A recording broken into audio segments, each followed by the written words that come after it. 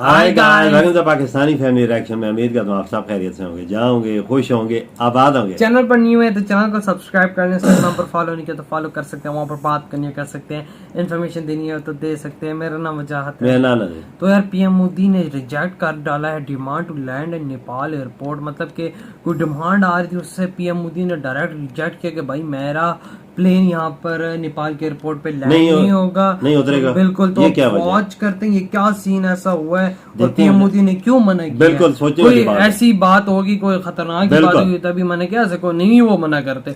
Watch करते पहले video तक आनंद करते स्टार्ट। अजय नेपाल के साथ ताल्लुकात भी अच्छे हैं।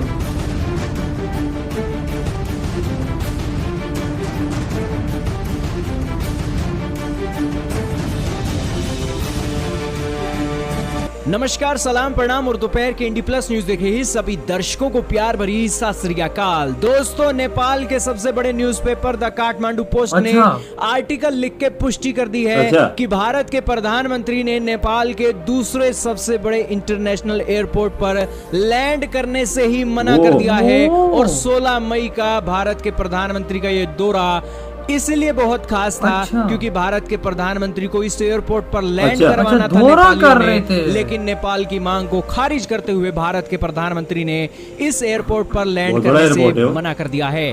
दोस्तों, क्या है इस एयरपोर्ट का चीन का कनेक्शन और क्यों भारत के प्रधानमंत्री ने लैंड करने से मना किया, सारी बातें आज आपको इस वीडियो में देखने को मिलेंगी। तो शुरू करते हैं आज की इस वीडियो को। दोस्तों, 16 मई के अंदर नेपाल के लुम्बिनी नाम की जगह पर भारत के प्रधानमंत्री का दौरा होने जा रहा है। लुम्बिनी नाम की जगह गौतम बुद्धा जी का एक जन्म स्थल है और वहां पर एक फाउंडिंग स्टोन रखने के लिए भारत के प्रधानमंत्री जाने वाले हैं। और गौतम बुद्धा जी का 16 मई को जन्मदिन आ रहा है, तो यही कारण है कि उस मौके पर बहुत बड़े इवेंट होने वाले थे। नेपाल भी पूरी प्लानिंग करके बैठा था कि भारत के प्रधानमंत्री के दौरे का इस्तेमाल करके बुद्ध धर्म की जितनी भी कम्युनिटी भारत के अंदर रहती है उसको टूरिज्म के तौर पर नेपाल के अंदर लाया जाए।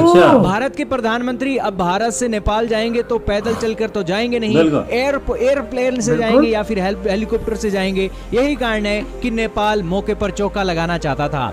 दोस्तों, नेपाल के अंदर ना 2 इंटरनेशनल एयरपोर्ट हैं। पहला इंटरनेशनल एयरपोर्ट है इनके काठमांडू के अंदर त्रिभुवन इंटरनेशनल एयरपोर्ट, और दूसरा एयरपोर्ट अब बन रहा है गौतम बुद्धा इंटरनेशनल एयरपोर्ट। इस एयरपोर्ट को फिलहाल नाम दे रखा है बहरावा एयरपोर्ट। ये एयरपोर्ट का नाम बदलना था 16 मई को, जो आने वाली 16 मई है। उस 16 मई के मौके पर इसका उद्घाटन होगा और कतर की एक एयरलाइंस है एयरबस A320 जजीरा एयरवेज, ये अपनी लैंड करेगी इस बहरावा एयरपोर्ट पर और उस वहां पर ओपनिंग सेरेमनी भी होगी। और यहाँ पर गौतम बुद्धा इंटरनेशनल एयरपोर्ट इसका नाम रखा जाएगा। भारत के प्रधानमंत्री का 16 मई को दौरा हो रहा है, तो नेपाल ने डिमांड रखी थी कि भारत के प्रधानमंत्री इस एयरपोर्ट पर लैंड करें और इस एयरपोर्ट को पूरी दुनिया में ख्याति मिले और जो भी भारतीय कम्युनिटी नेपाल के लुम्बिनी शहर के अंदर घूमने आना चाहती है वो इस एयरपोर्ट पर जरूर जाए। लेकिन दोस्तों, भारत के प्रधानमंत्री ने इस एयरपोर्ट पर लैंड करने से मना कर दिया है। दरअसल मना क्यों किया गया है? दरअसल ये जो एयरपोर्ट है चीन की एक कंपनी ने बनाया है। यही कारण है कि भारत के प्रधानमंत्री इस एयरपोर्ट को पॉपुलराइज नहीं करना चाहते हैं।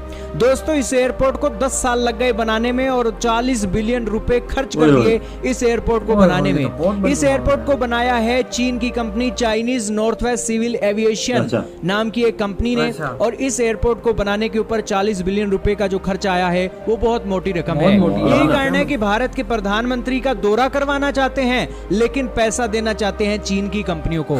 यही कारण है कि भारत के पहले भी एक खबर आई थी कि नेपाल ने कहा था कि हम आपको इलेक्ट्रिसिटी बेचना चाहते हैं, लेकिन नेपाल के अंदर जो डैम है वो चीन की कंपनी बनाएगी। भारत ने भी साफ कह दिया था कि अगर चीन की कंपनी तुम्हारा डैम बनाएगी तो हम भी आपसे इलेक्ट्रिसिटी खरीदने वाले नहीं है। और एक और इंसिडेंट देखने को मिला है गौतम बुद्धा इंटरनेशनल एयरपोर्ट पर। हालांकि भारत की तरफ से ओपनली तो नहीं कहा गया है कि चीन ने आपका एयरपोर्ट बनाया है इसलिए हम इस एयरपोर्ट पर लैंड नहीं करेंगे। भारत ने बहाना बनाया है। भारत ने कहा है कि ये जो एयरपोर्ट है इस पर बड़ी बड़ी फ्लाइटें रुकती हैं, हम बड़ी फ्लाइट पर नहीं आ रहे हैं, हम हेलीकॉप्टर के थ्रू आ रहे हैं और हमारा हेलीकॉप्टर बिहार के कुशीनगर इंटरनेशनल एयरपोर्ट से उड़ान भरेगा और लुम्बिनी के अंदर लैंड करेगा। और यही कारण है कि नेपाल ने 4 हेलीपैड बनाए हैं लुम्बिनी के अंदर। अब दोस्तों, नेपाल की प्लानिंग थी कि यहाँ पर इस एयरपोर्ट को पॉपुलराइज किया जाए। दरअसल 16 मई को इस एयरपोर्ट का उद्घाटन होना था और सुबह सुबह इस एयरपोर्ट का उद्घाटन होगा और फिर भारत के प्रधानमंत्री से मिलने के लिए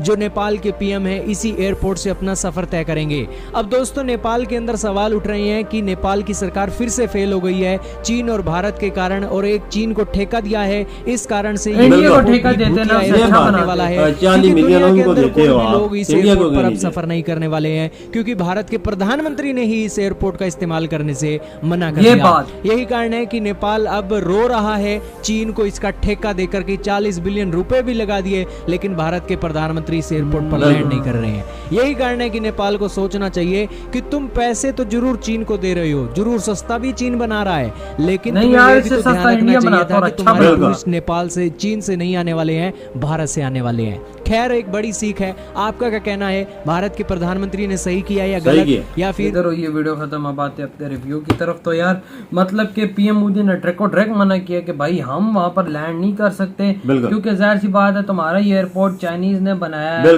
भाई, जाहिर सी बात है कोई मसले मसाइल हो सकते हैं, हम नहीं करते भाई। और हम लोग फिर भाला के बोला कि भाई हम लोग हेलीकॉप्टर से आएंगे तो भाई हमें कोई जरूरत नहीं है हमें वहाँ पे लैंड करने की, एयरपोर्ट पे इससे अच्छा हम कहीं और लैंड करें। कोई चीज समझने की जरूरत है। उन्होंने नेपाल की भी एक ख्वाहिश थी ना कि मोदी जी आगे तो उतरे, एक पब्लिसिटी भी हो जाए और लोग देखें कि वर्ल्ड लीडर आ रहा है, तो फिर लोग और भी पब्लिसिटी कैसे उसका उद्घाटन हो जाता, मतलब खुल जाता है एयरपोर्ट, उसकी फौरन बाद पहली फ्लाइट ही पीएम मोदी की होती है। बिल्कुल, और नेपाल के वज़ीर आज़म भी होते हैं इस्तेमाल करने के लिए। तो पूरी दुनिया की नजरें होती है, अखबारें होती हैं, न्यूज़पेपर्स होते हैं, टीवी होते हैं, न्यूज चैनल्स होते हैं, वो सारा फोकस में होता है कि भाई नेपाल का ये नया एयरपोर्ट है, इतना खूबसूरत बना, चाइना ने बनाया, तो इस पे पहली फ्लाइट ही पीएम मोदी की उतरी है और साथ नेपाल के पीएम उनका विजिट करने गए हैं। बहुत ही ज्यादा इंटरनेशनल लेवल पे फैलती है। अबे ये मैं कहता हूँ कि 200 दुनिया की सिटीज है वहाँ पे जाते।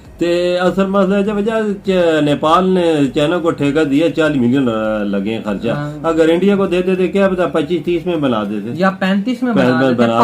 50 बिलियन रुपए पैसे तो तुम चाइना को देते हो और त्यारा उतरे मोदी जी का, ये तो गलत बात है। ये तो गलत बात है। शी जिनपिंग को उतारो वही ना भाई, इतना खर्चा एयरपोर्ट पे क्या दिया है। तो अगर मुश्किल टाइम पे इंडिया ही मदद करता है और इनको तो हर मुश्किल टाइम पे पीएम मोदी पहुंचता है, लेकिन बात ऐसी है ना भाई, शी जिनपिंग इतना फेमस नहीं जितना पीएम मोदी है। बिल्कुल वजह इनका आपस में वीजा पॉलिसी भी इतना नरम है कि दोनों मुल्क आपस में ऐसे ही आ जाए। बिल्कुल ये बात हकीकत है, ये बात सच है। फिर भी ये नेपाल वाले उधर जाते हैं चाइना के पास हर चीज का। हालांकि देखो साथ है नेपाल में जब मुश्किल वक्त आता है इंडिया सबसे पहले खड़ा होता है, और इन्होंने चाइना को ठेके दिए हैं यार। चलो हम पाकिस्तानियों का तो समझ आता है, हम सर उठाते तो चाइना ही नजर आता है। अब हमारे क्या बोले, सिस्टम ही यहाँ का कुछ ऐसा है, क्या बोल सकते। मोदी जी ने जाना था वो गौतम, वो बुद्ध वो मतलब के जो बुद्ध रिलीजन के ना उनका वो कोई डे आ रहा है तो उससे रिलेटेड जाना था। तो भाई अब देखो पीएम मोदी हेलीकॉप्टर के थ्रू जाएंगे वहां पर, मतलब कहाँ उतरते हैं अब देखें।